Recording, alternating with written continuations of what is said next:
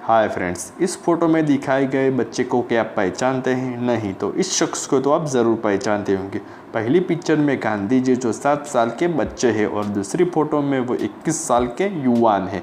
इस वीडियो में हम बात करेंगे कि 2 अक्टूबर 1819 में पोरबंदर में एक वणिक परिवार में जन्मे मोहनदास के जीवन में कुछ ऐसी घटनाएं घटी जो उनके जीवन को मोहनदास से महात्मा बना दिए। तो चलो फ्रेंड्स, बांध लीजिए अपनी अपनी कमर पेटियां और घुस दीजिए चाइना के कान में हेडफोन्स। तो उनकी महात्मा बनने की यात्रा को शुरू करते हैं। मोहनदास गांधी उनके माता पिता की चौथी संतान थे। उनके सबसे बड़े भाई थे लक्ष्मीदास और बहन रड़ियत और दूसरे भाई थे करसमदास। गांधी जी के पिता की बात करें तो करमचंद गांधी पोरबंदर स्टेट के दीवान थे और उनके पिता उत्तमचंद गांधी वो भी पोरबंदर स्टेट के दीवान थे और उनके भी पिता लालजी गांधी वो भी इसी स्टेट के दीवान पद पर रह चुके थे। मोहनदास गांधी जी के पिता ने सोचा था कि बेटा मैट्रिक्स पास कर लेगा तो उनको पोरबंदर स्टेट का दीवान पद दिलवा दूंगा, पर कुदरत ने तो उसकी किस्मत में कुछ और ही लिख रखा था। अचानक 1885 में गांधी जी के पिता की मौत हो गई, इसलिए स्टेट का दीवान पद मिलने का रास्ता मुश्किल होता हुआ दिख रहा था और यही था पहला ऐतिहासिक टर्निंग पॉइंट्स मोहनदास गांधी के जीवन का। जब एक बार राजकोट में उनके घर पर उनके परिचित ब्राह्मण मावजी दवे उनकी माता पुतलीबाई से मिलने आए थे, तब मोहनदास जी गर्मियों की छुट्टियों में घर पर आए थे। तब मावजी दवे ब्राह्मण ने मोहनदास से कहा कि तुम बीए की जगह इंग्लैंड जाकर बैरिस्टर क्यों नहीं बनते? पर पुतलीबाई को लगा कि मोहनदास विदेश जाकर मांस और मदिरा का कहीं सेवन न शुरू कर दे, इसलिए वो उनके मानीते संत बेचराजी स्वामी के पास जाकर मोहनदास को विदेश भेजे कि नहीं, वो अंतिम निर्णय संत बेचराजी स्वामी पर छोड़ दिया। और जाने भविष्य पहले ही लिख दिया गया था कि स्वामी जी ने भी मोहनदास को मांस और मदिरा का सेवन न करने का वचन लिया और इंग्लैंड जाने की अनुमति दे दी। दूसरा किस्सा तब बना जब मोहनदास कई बार लंदन की रेस्टोरेंट में वेजिटेरियन खाना खाने जाते थे। तब एक बार उन्होंने हेनरी सॉल्ट की किताब देखी और रेस्टोरेंट में ही प्ली फॉर वेजिटेरिज्म किताब पूरी पढ़ दी और उनके मानस पर अहिंसा की ऐसी छवि बन गई कि किसी भी जीव को मारकर खाना भी हिंसा है।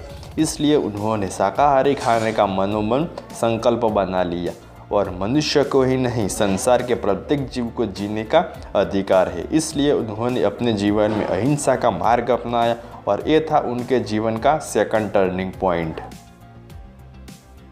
इंग्लैंड में जाकर बैरिस्टर की डिग्री पाकर उनको लगा कि अब तो पोरबंदर स्टेट का दीवान पद तो आसानी से मिल जाएगा, पर उस समय कुछ ऐसा हुआ था कि मोहनदास जब इंग्लैंड में थे तब पोरबंदर के राणा के यहाँ नौकरी करते उनके बड़े भाई लक्ष्मीदास गांधी किसी खून खराबी के केस में बेवजह फंस गए थे। इसलिए उनको हमेशा के लिए पोरबंदर में प्रवेश पर प्रतिबंध लगवा दिया था और जब मोहनदास इंग्लैंड से आकर पोरबंदर में दीवान पद लेने के लिए गए तब पता चला कि वो लक्ष्मीदास गांधी के छोटे भाई मोहनदास गांधी है। इस वजह से मोहनदास को भी यहाँ से धक्के मारकर निकाल दिया गया और एकंदर देखते हुए ये उनके महात्मा बनने के जीवन का तीसरा टर्निंग पॉइंट था।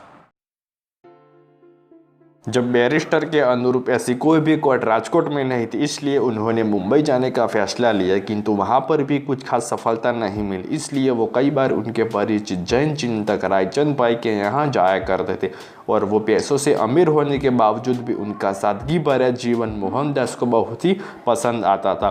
और कुछ दिन बाद जब मोहनदास गांधी राजकोट वापस लौटे तब पोरबंदर में दादा अब्दुल्ला एंड सन्स की व्यापारी पेढ़ी द्वारा उनको साउथ अफ्रीका में कानूनी लड़त के लिए बड़ी ऑफर मिली और इस व्यापारी पेटी को साल 1892 में एक व्यक्ति से 24,700 पाउंड लेने थे।